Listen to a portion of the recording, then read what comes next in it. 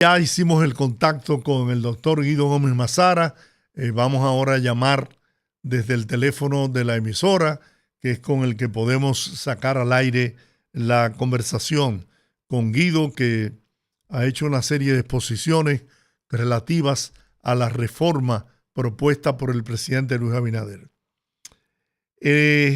Castaño Guzmán, como le decía, sugirió al jefe del Estado para esos fines designar una comisión de juristas presidida por Antoliano Peralta, consultor jurídico del Poder Ejecutivo, tras señalar que dicha acción quitaría presión al presidente. Quienes saldrían a defender esa propuesta de reforma de Luis Abinader, esos juristas serían los que, repito, saldrían a defender esta reforma.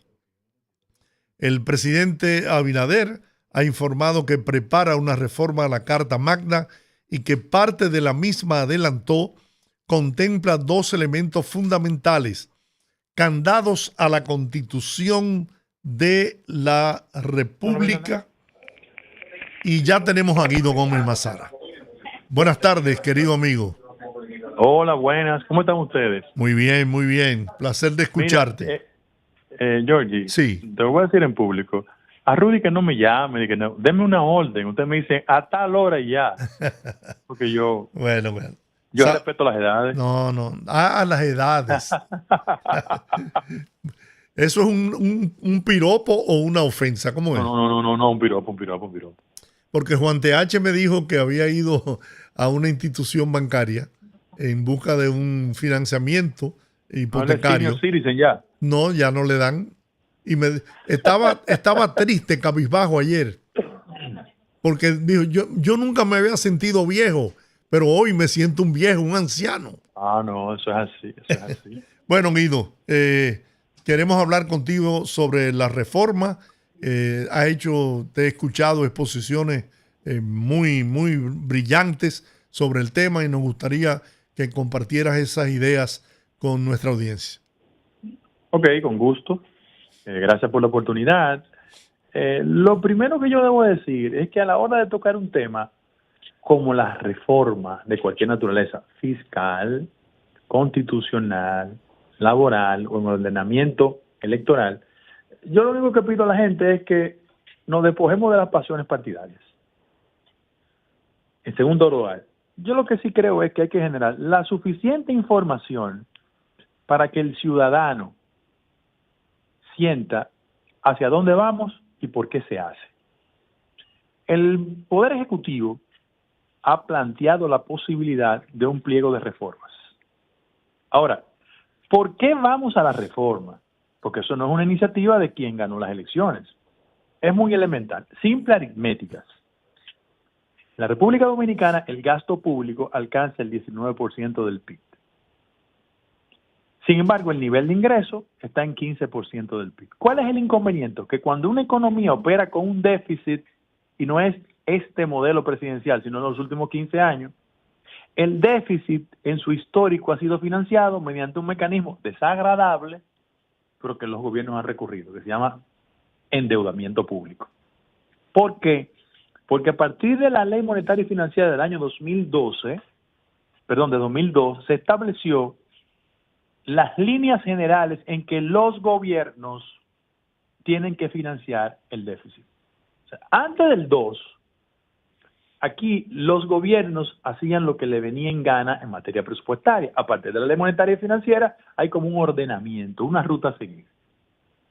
Frente a eso, es evidente que hay 3 dolores de cabeza que yo quiero citarlo en este orden: elusión fiscal, evasión fiscal, que eso es un dolorcito de cabeza mucho más profundo, muy grande, y las exenciones fiscales.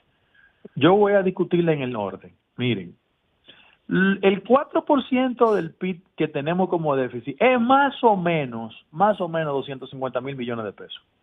Eso es equivalente a lo que se consigna para el gasto en el sector educativo. Ahora, ¿cómo lo buscamos? ¿De dónde lo buscamos? La principal preocupación en la gente es la siguiente: cada vez que tenemos un problema de déficit, la creatividad legislativa dice, bueno, vamos a orientar el recaudo a través de 3 grandes fuentes: las telecomunicaciones, eso le dan duro. Los vicios, eso le dan durísimo. Y sobre todas las cosas, el sector bancario y financiero. Pero esos sectores están cansados.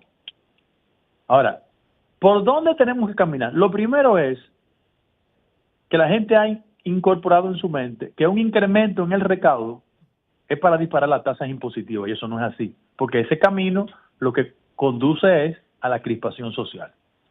Y los gobiernos tienen que buscar la fuente donde conseguir eso. ¿Por dónde caminamos? Lo voy a decir con el dolor de mi alma, pero en primer lugar, cuando yo hablé del tema de la evasión y tú reaccionaste, yo debo decir, en términos de estricta matemática, en materia de evasión, en el impuesto sobre la renta, en este país de nosotros, hay impagos por 60%. Pero en el impuesto que tú puedes determinar con mayor capacidad, que es el ITEVI, se llama IVA en otros países, hay un 43% de evasión. Yo solo quiero decir que la evasión en el ITEVI es similar al 6% del Producto Interno Bruto. Pero además, cuando tú haces un cálculo respecto de la región, nosotros superamos en 30% el nivel de evasión en materia del ITEVI. Repito, en otras latitudes se llama IVA. Sí. Ahora, ¿qué vamos a hacer? Bueno, según informaciones, Guido, ronda el 43%, Sí, la 43%, evasión del ITEVI. Es el número exacto. Eso es equivalente a 182 mil millones de pesos. Si nosotros somos eficientes en el ITEVI, que es un impuesto indirecto, si somos eficientes ahí, tenemos casi parte del problema resuelto. El problema es que tú, de golpe y porrazo, no puedes decir, bueno, vamos a eliminar totalmente la evasión en esa materia. Ahora, ¿cuáles son los otros ámbitos? Yo creo que en la República Dominicana tenemos que redefinir el tema de la carga impositiva. Muchos llaman presión fiscal, por otro lado, o presión tributaria. Mira lo que pasa. La comparación en América Latina es que el promedio, y hay un acuerdo firmado por todos los partidos del 2010 en la Estrategia Nacional de Desarrollo, que estableció que la presión tributaria, tiene que ir del 13% que estaba en el 2010 a que en el año 2025, ese año que viene, llegue al 21.5%. En la actual coyuntura eso no se puede, pero déjeme decirle que nosotros somos el país que tiene la presión más bajita en América Latina. Tenemos 14%. Sí. El promedio es 19%. El promedio es 19%. Ahora, ¿dónde tenemos otras dificultades? En que mucha gente cree que la única vía para incrementar el recaudo es incrementando la tasa impositiva. Y en esa materia, si nosotros superamos, la tasa impositiva está en 18% en el país y en el resto de América Latina está en 16%. ¿Por dónde vamos a buscar los cuartos? Porque en definitiva, yo lo que creo es que el dinero se debe buscar con el menor nivel de crispación y devolviendo a los sectores de clase media y los sectores más empobrecidos servicios públicos de forma eficiente. Yo comienzo a decirte que ningún país del mundo ha crecido sin que en algún trayecto el tema de las exenciones fiscales no ayuda a sectores. Por ejemplo, en el caso tuyo, Jordi, Balaguer, aquí hay un altísimo porcentaje de gente que o fue de Balaguer o fue contrario, pero no estudia económicamente el gobierno de Balaguer. No estoy entrando en otro detalle, en términos económicos. Mira, desde el año 1968 comenzaron las políticas de incentivos en la República Dominicana. Eso se produjo porque había un proceso de industrialización impulsado, yo no sé qué tipo de militancia ustedes tenían en esa época, pero Raúl Presbich habló sobre la tesis del dependentismo. Y eso provocó un desarrollo de las industrias en toda América Latina. ¿Cómo pasó eso? Que en la República Dominicana entre el año 1966 hasta el 74, después vino lo que se llamó la crisis del Yom Kippur, que fue un conflicto en Israel que disparó los precios del petróleo. Pero entre el año 66 y 74, la administración de Balaguer disparó el desarrollo del PIB a 12.5%. Después que vino la crisis de Yom Kippur, bajó de 12.5 a 7.5. ¿Qué pasó? Que cuando llegaron las elecciones del 78, es verdad que la gente tenía un hastío con Balaguer, pero había un proceso inflacionario ya como resultado de esa crisis. Frente a ese acontecimiento, es evidente que hay áreas de la industria dominicana que se han desarrollado con el tema del incentivo. ¿Qué dice el BID? No yo. Dice, mire, la República Dominicana tiene que resolver dos problemas esenciales. Redefinir las exenciones y reducir el tema del pago de los intereses de la deuda. Para seguir con los incentivos, las exenciones fiscales alcanzan en este país al 5% del Producto Interno Bruto. Eso es más que educación. Eso significa el 30% del recaudo público. Para que ustedes vean el impacto que tiene eso. Ahora, hay sectores que no hay que desmontar las exenciones. Yo no tengo vínculo con ningún sector en esa dirección, pero yo soy un político que no tiene grupos económicos detrás, ni anda en eso. Ahora, al sector de zona franca, tú no puedes decirle de golpe y porrazo, mira, hay que buscar 250,000 millones de pesos, vamos a quitarte los incentivos. Ah, no, pero eso no es así. Mira por qué. El sector de zona franca genera 200,000 empleos directos. Y el año pasado, exportaron 8,000 millones de dólares. Eso es una realidad. Ustedes que conocen el país saben que el 39% del empleo que se está generando en el sector de zona franca está en el Cibao. Quítale los empleos a la gente del Cibao de zona franca. Tú puedes discutir la calidad de ese empleo, pero la gente está empleada. Además, déjame agregarte algo, y tú tienes que recordarlo. Cuando países vecinos de Centroamérica comenzaron una política de dar incentivos mejores que los que daba la República Dominicana, muchas industrias, muchas fábricas se desplazaron a Centroamérica. ¿Y qué significó eso? Pérdida de puestos de trabajo. Pero es muy fácil, Georgie. En el año 2002, el sector de zona franca representaba el 20% del PIB. Actualmente representa el 6%. El problema es el empleo que genera. Entonces tú no puedes decirle a la gente, perdiste tu empleo. Ah, no, pero eso sí hace una tragedia en tema social. Porque yo creo que al final de la jornada es un tema social, ¿eh? Sí. ¿Cómo equilibramos la finanza pública y cómo la gente no se siente afectada? Te toqué el tema de zona franca. El sector turismo. Yo no tengo ningún grupo económico del sector turismo detrás, pero déjame decirte una cosa. El turismo representó el año pasado 5,000 millones de dólares. El 6% del empleo que se genera en la República Dominicana lo genera el sector turismo. ¿Y cuáles son los factores encadenantes del turismo? Y la producción nacional. Y todos esos resorts no comen mangú del que a ti te gusta. Sí. Salami, queso, jamón. Bueno, pero hay un factor encadenante. Entonces, nosotros tenemos que sentar a los sectores. Es verdad, yo estoy de acuerdo con el BID. Tenemos que sentar a ver cuál es el punto más neurálgico. Yo te voy a decir el que yo creo. Aquí el punto más neurálgico, que es un abuso, son las transferencias de 1.500 millones de dólares del sector eléctrico. O sea, el presupuesto nacional le está transfiriendo en los últimos años, no hablo de este gobierno, hablo de los otros, el 1.7 del PIB en el tema eléctrico. ¿Qué eso significa? Pararse en el mar Caribe y tirar esos cuartos. Ese tema hay que resolverlo. Y en ese mismo orden, doloroso, porque todos los gobiernos han querido financiar el déficit sobre la base del endeudamiento, es que en este país tenemos que resolver el pago de los intereses de la deuda. Eso significa, ¿tú sabes cuánto? 3.5% del PIB. Eso es mucho dinero.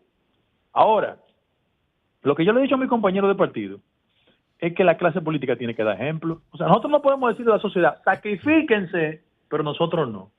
Y yo comienzo a decirte lo que yo creo. Pero aquí hay que unificar las elecciones. George, ¿tú sabes cuánto se gastó? Sí. El año pasado. Una barbaridad. O sea, los partidos políticos le salen a este país por 8,000 millones de pesos. Hermano, mire, vamos a revisar, porque son muchos cuartos. Solo por la interpretación que hizo la oposición respecto a la falta de recursos, ¿tú sabes cuánto tuvo que girar el gobierno central? Le dio 3,000 millones de pesos. Para que ustedes vean. Ahora, yo creo que la gente tiene derecho a molestarse cuando ve que los legisladores tienen 2 exoneraciones ilimitadas. O sea, si yo soy legislador de San Pedro Macorís en Consuelo, ¿qué diablo llevo comprando un Porsche o un Maserati? ¿Usted puede? ¿Qué es eso? Bueno, eso hay que resolverlo. Yo estaría de acuerdo que se le pusieran exoneraciones limitadas y se le dé una nada más. Una, pero limitada. Claro. Limitada. Que un vehículo que le sirva para transportarse, sí, y claro, punto. Porque eso de exonerar Porsche y Maserati. Que al final terminan vendiéndolas, ¿eh? Claro que sí. Entonces, en primer lugar. Segundo lugar, mire, mi hermano, hay que revisar el barrilito. No importa que se moleste, pero hay que revisar el barrilito porque tú no puedes. O sea, no le puedes decir a la gente, sacrifíquese. Pero yo no. El barrilito hay que revisarlo. Yo creo que si nosotros unificamos las elecciones, reducimos sustancialmente el barrilito y limitamos las exoneraciones, la clase política tiene autoridad moral de decirle al resto de la sociedad, mira, nos estamos sacrificando. Porque ¿qué es lo que te dice la gente?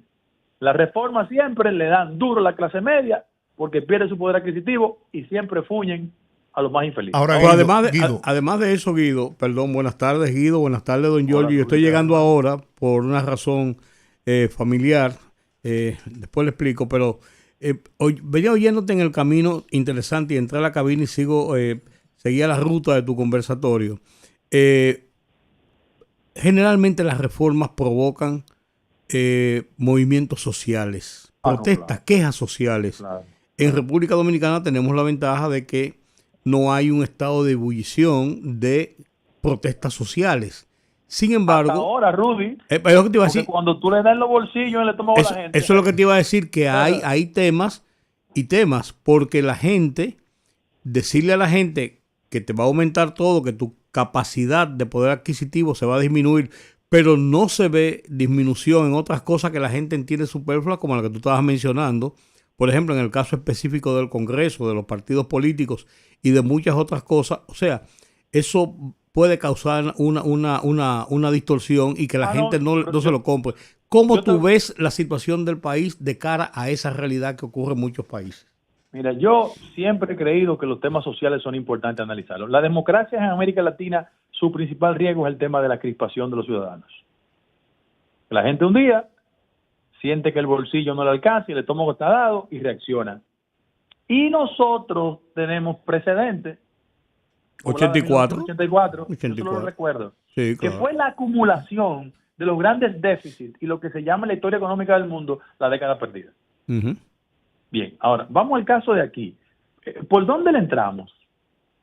Yo creo que es importante garantizarle a la ciudadanía que su capacidad de ingreso no va a ser afectada, porque si nosotros liquidamos la tesis de que incremento del recaudo es igual a disparar la tasa impositiva, la gente tiene tranquilidad. Y lo que tiene que hacer, y lo sugiero, porque yo lo hago todo de buena fe, es comenzar una tarea explicativa para que en el colmado, en el colmadón, en la esquina, en la guagua, en los medios, la gente sepa para qué la reforma. Porque hay cosas de la reforma que yo la voy a defender. Cada vez que ustedes dicen, que el gobierno solo invirtió 2.5% del PIB en obras de infraestructura. Claro, tiene que hacerlo porque la situación de contracción que ha vivido la economía dominicana desde el año 2020 hasta la fecha generó la imposibilidad de seguir creciendo en 2 dígitos. Y este año que estamos proyectando 5% de crecimiento con 3.5% de inflación. ¿Por qué? Porque aquí hay mucha gente que la pasión lo nubla. Por eso yo comencé diciendo que no hablemos de política partidaria. Mira lo que pasa.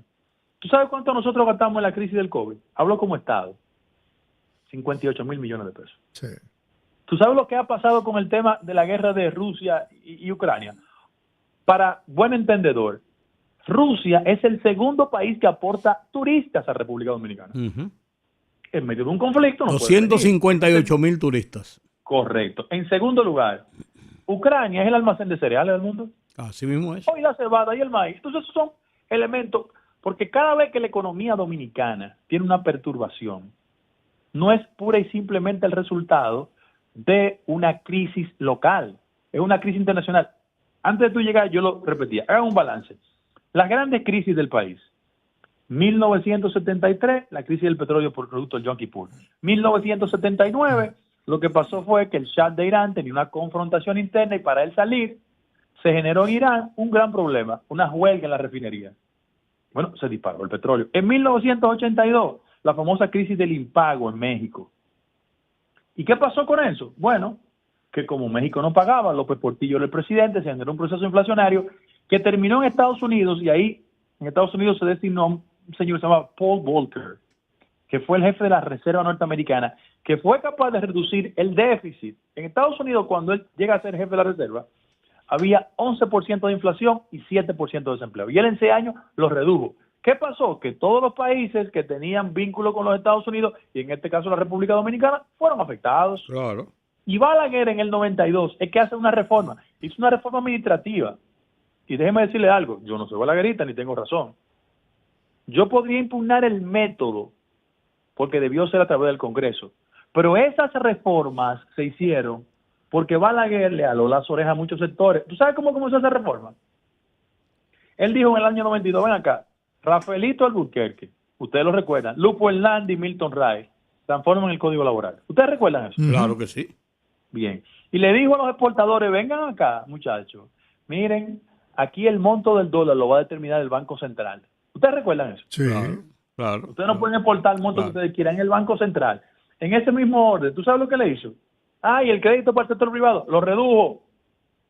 O sea, él hizo cosas duras para la época. Era la época de la fila, de ustedes lo puedo ir a comprar Sí, comprar gasolina en fila, yo recuerdo. No, ustedes ir a Puerto Rico a comprar en supermercado y venir. Eso es verdad. Eso es verdad. Entonces, a Puerto Rico y hasta Miami. Sí, eso pasó en este país. Hay que decírselo a la gente joven. Pero Sí. claro, eso estableció las bases de una reforma integral. Eso es la verdad. Eso es en buena justicia. Ahora, ¿cuál es el problema que tenemos nosotros los dominicanos? Yo voy a usar una frase que no es mía. Un jefe importante del Fondo Monetario Internacional escribió sus memorias y dijo que el gran problema de América Latina consistía en que habíamos vivido como ricos siendo pobres. Los Y es modelos verdad. de la economía dominicana, como otros modelos de América Latina, son modelos que han generado una tragedia. Que en el marco del crecimiento hay un problema de inequidad social, porque pocas manos concentran la riqueza y el resto anda jodido. Lo que quiere y debe hacer una reforma estructural es garantizar mayores equilibrios económicos, sacrificio de todos los sectores y sanear la economía dominicana. Eso tiene un precio electoral. Fíjate que nadie ha querido hacerlo. Desde el año 2005 hasta la fecha se han hecho 5 reformas. Ninguna de ellas son reformas integrales, son parches. Y además ninguna de ellas ha recaudado 2% del PIB. No, al contrario. Y la aspiración de nosotros es llegar al 4, por lo menos al 4 del PIB. Mira, Guido, tú tocaste el tema fundamental y es la evasión, el fraude y el tema eléctrico, que como tú señalas ronda los 1.500 millones de dólares. Pero eso es anual. Eso es anual. Anual, sí, pero eso es como consecuencia de que alrededor del 52-53% de los que usamos el servicio eléctrico no lo pagamos. Tenemos fraudes eléctricos. Eso es verdad. Aquí hay una cultura del fraude. Sin embargo, la satisfacción del servicio eléctrico ronda el 98% y hasta el 99%. Ya desaparecieron los apagones financieros. Entonces, el gobierno hace un sacrificio enorme porque además de que tiene que subsidiar el sistema eléctrico, está invirtiendo también. Vamos a cumplir la cuota de la energía, de la generación renovable antes de la fecha estipulada, que será alrededor de un 30%. Yo le voy a pedir a ustedes, en nombre de la amistad que tengo, ¿no? Sí. Y si no, Sandra me chantajea y me presiona. Pero déjeme decirle, yo voy a un día, cuando esté más tranquilo, porque yo estoy en otra cosa ahora, la semana que viene o en 10 días, yo voy a ir a explicar a donde ustedes lo que yo humildemente creo que deben ser medidas compensatorias. ¿Por qué? Porque mira lo que ha pasado. En los últimos 25 años, el sentido del subsidio ha servido para dos cosas. Para compensar a los sectores más excluidos, pero también ha sido una especie de anestésico social. Si a la gente humilde tú le garantizas que hay en el marco de la reforma esperanza de que su poder adquisitivo no se disminuya, no hay crispación popular. Léase, yo me llamo Rudy González y vivo en la Francisco Villapesa, parte de atrás, ¿verdad? Y tengo que estar en los programas sociales y me dan una tarjeta. Pero yo tengo padecimiento, y lo hablo así a modo de ejemplo, nunca es el deseo, de diabetes. Pero yo por mi nivel de ingreso no puedo ir a las farmacias. Muy bien. No, pero que la tarjeta te sirva también para ir, ¿tú sabes qué, Rudy? A la farmacia del pueblo y tú comprar tu medicamento. Lógico. Eso hay que hacerlo. Otra cosa. Bueno, ¿cuántos estudiantes en la República Dominicana que usan los servicios de transporte público no se le puede garantizar el impago o que solo paguen el 10%? Estoy hablando de medidas sociales, ¿eh? De medidas sociales. Claro. Estoy diciendo eso. Pero, óyeme, el subsidio eléctrico, si lo focalizas, pero para eso hay que hacer una inversión enorme en medidores prepago, que el gobierno, el Estado Dominicano, a través de los organismos sociales, le entregue ese bono luz a los que no pueden pagar la luz, porque hay mucha gente que no puede pagarla, pero que se la den al que no la pueda pagar, porque es que ahora el subsidio beneficia a todos, a ti, a mí, a Rudy, a todos, a los más ricos. A todos. Pero ¿tú sabes cuál? Lo único que me preocupa a mí, que en todos los cálculos estructurales que se hagan, prenda la idea de que el incremento del recaudo tiene que ser sinónimo de aumentar las tasas impositivas. No, porque eso si no es eso necesario. pasare, eso no puede ser. Porque si eso pasare, tú estás empujando a la gente a la informalidad. Además, Ninguna oye, Guido, le estás diciendo a la gente que ellos son los culpables del déficit, y no lo es. ¿Quiénes son los que evaden el pago del ITEVIS? ¿Es el consumidor? No, no es el consumidor que lo evade. A ti te lo cobran, a mí, cada vez que vamos a cualquier sitio. Pero quien cobra, el agente de retención, no lo paga más hacia adelante. Mire una cosa, hermano. Aquí hay restaurantes, no todos, sí, que la DGI ha tenido que irle arriba y lo ha clausurado porque siendo agente de retención no transfieren. Claro. Esa es la verdad. Esa es la verdad. Ahora, yo te digo que mi principal preocupación es que cualquier medida impulse a sectores hacia la informalidad. En el país hay 800,000 personas que viven del sector informal de la economía. Y una economía no anda bien cuando tanta gente está en el sector informal de la economía. Entonces yo pienso que tenemos que hacer un mayor esfuerzo de conversar con todos los sectores. Esto no es para pelearnos con nadie. No. Además, nadie discute que el país necesita mayores recaudos. Lo que la gente discute es la calidad del gasto, que es diferente. Claro. O sea, yo quiero más recursos para la frontera. O tengo que explicar el tema fronterizo, pero no tengo que explicárselo a nadie. Yo quiero más recursos para la seguridad ciudadana. Yo quiero más recursos para el caos del tránsito en la capital. O tengo que explicárselo eso a la gente. La gente lo que te va a discutir es la calidad del gasto. Diciendo, no, experto, no. Y que nosotros los políticos demos manifestaciones de racionalidad. Ojo, yo hago esta defensa por convicción, ¿eh? A mí no me dice que tengo que hacerla. Mira, Guido, a mí me gusta la propuesta de la UAS, de la Facultad de Economía, sobre el monotributo. El monotributo, porque eso va a llevar a la formalidad a muchos informales. Tú sabes que yo soy de la gente que cree que hombre como Sidiaco tiene que tener el gobierno. Sí, yo pienso igual. Ese muchacho es una estrella. Digo, muchacho es una consideración. Pero ese muchacho es una estrella. Pero yo estoy de acuerdo con eso. Pero mira, aquí hay que consultar a todo el mundo. Yo lo único que lamento de todo esto es que, como de costumbre, la clase política tiene una agenda estrictamente coyuntural y electorera. Señores, a quien atracan, roban y asaltan no le preguntan el partido. No. ¿Verdad? El que va al supermercado no le dicen, mira, si tú eres de tal partido te vamos a rebajar esto. Eso no es así. Esto es un tema de país. ¿Por qué los partidos de oposición, los líderes, se oponen a la reforma constitucional? Todos firmaron en el Consejo Nacional de Desarrollo, todos. Y en el CES se ha estado discutiendo por años ese tema. Cada quien puede abordarlo de perspectiva diferente, pero yo no tengo 20 años y quiero recordar cosas. El que dijo Trujillo del siglo XXI y ponerle candado a la Constitución no fue el PRM ni Luis, fue otro. Que era el reconocimiento de que la Constitución tenía orificios que había que cerrarlo. Por ejemplo, yo estoy totalmente en desacuerdo de que los legisladores no tengan un mecanismo de consulta popular para que se determine cuán de acuerdo está el ciudadano con las cosas que ellos deciden. Y muchas de las incomodidades que tenemos es producto de que se le elige y después hacen lo que le viene en gana. No, yo creo en la consulta popular. Yo creo en el referendo. Yo creo en eso. Vamos a preguntarle a la gente que votó por nosotros qué cree. Otra cosa. Es verdad que la gente tiene perturbaciones porque de las 39 reformas constitucionales, 35 se han concentrado en el tema presidencial. Es verdad. La gente tiene su prejuicio. Pero el presidente ha dicho que no. Bueno, si él no. Y además en este país ya no es posible ocupar 3 periodos presidenciales. Eso no es posible.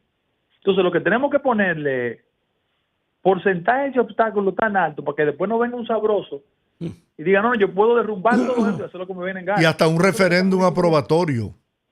Claro, eso es lo que estamos diciendo. Y además, no es que tienen el monopolio de la verdad. Yo, por ejemplo, creo que la Procuraduría hay que buscar un mecanismo más independiente para designarlo. Eso es lo que yo creo. Y que se ponga sobre la mesa. Y que el periodo de duración de la procuradora o el procurador no coincida con los ciclos presidenciales. Claro. Yo creo eso. Y que se evalúen los 4 mejores candidatos y se manden una terna al Poder Ejecutivo, pero que se evalúe desde el Congreso. Eso es lo que yo humildemente creo. Es así. Yo insisto, si aquí logramos reducir al máximo, a su mínima expresión, la evasión fiscal, Sí. si logramos reducir al máximo el fraude eléctrico, donde no tenga el gobierno que gastar 1.400, 1.500 millones en subsidio, la cosa podría funcionar de manera más práctica y de mejor forma. El problema, Mira, el problema es que eso no se puede hacer de golpe y Los amigos porrazo. que nos sintonizan. Mira, finalmente, que no juguemos la política con esto. Que cada quien sostenga las ideas que entienda, eso es lo democrático. Y yo lo que soy un militante político, ¿verdad? Que también nosotros salgamos a explicarle a los compañeros del partido y a la sociedad esto. Porque esto es para consumo partidario. Cada vez que hemos tenido un problema en el histórico partido, por un evento, el partido no está compactado. Mira, en el 63 con el golpe de Estado, cuando llegó el 25 de septiembre, Yami Olan era enemigo de Juan Bosch. Y Juan Bosch había cerrado el partido porque era de que escuela. Cuando vino el conflicto en el año 1984, ya Jorge Blanco era enemigo de Jacobo, de Peña Gómez, de todo el mundo. Y en el 2003, cuando vino la crisis bancaria, Atuay y Hipólito eran contrarios. Entonces, vamos a resolver esto. Mira, por ejemplo, yo, por iniciativa personal, he ido a la dirección del partido a explicarlo. Yo estuve el fin de semana pasado en Santo Domingo Este, ahora me tocó Cocoa el sábado. A la gente hay que explicarle las cosas. Porque un partido no es solo un grupo de gente para aspirar a ser diputado, regidor, alcalde. Un partido tiene que jugar su rol. Claro. Eso es lo que yo humildemente creo. Así es. Yo te felicito por la posición que has asumido de que no hablarás de aspiraciones a la presidencia hasta el 2026. ¿Sabes que él está cogiendo clases de economía con Siriaco, clases nocturnas?